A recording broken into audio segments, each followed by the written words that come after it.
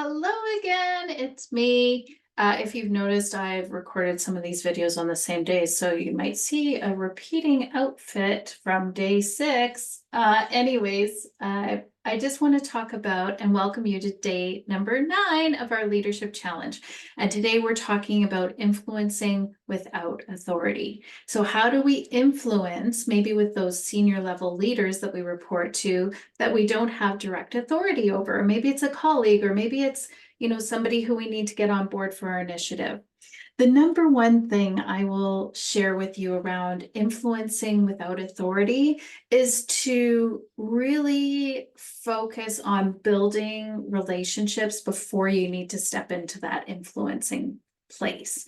So whatever you can do to build those relationships by asking about people's lives, remembering small details and checking in, building trust by just showing up for them in a way that lets them know that you care about them and that you have their back.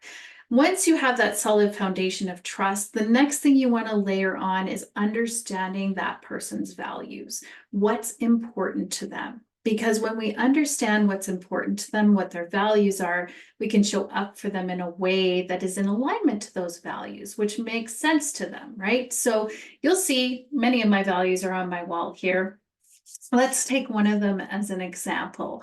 Let's look at contribution. That's the one in super teeny tiny letters there. So the example is contribution. So if I was your leader and we need to make a decision on whether to do project A or project B, and you feel strongly about project B, for example, you could come to me and say, I know that we need to make a decision around which project we're going to invest our budget on. And I'd like to just talk to you about why I think project B is important. If we take into account your strengths and what I know is important to you, I think Project B has a much better chance of us leaning into a sense of making an impact. It's going to have a bigger impact. So you're speaking to my value of contribution.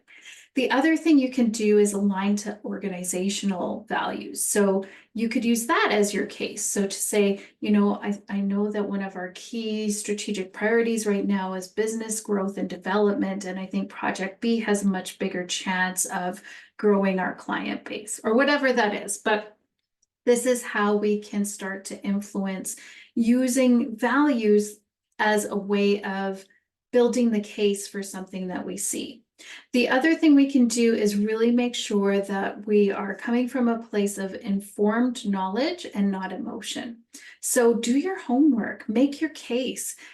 Do some research, grab some numbers. The more you can have metrics around the case you're trying to make, the more likely you are to influence that decision with those sound numbers and research behind you. So there's some tips. We're going to challenge you today. It's starting to get a bit tougher, but we're going to challenge you today to try and influence without authority. So good luck. Let us know how it goes in the comments. Can't wait to hear about it. Bye.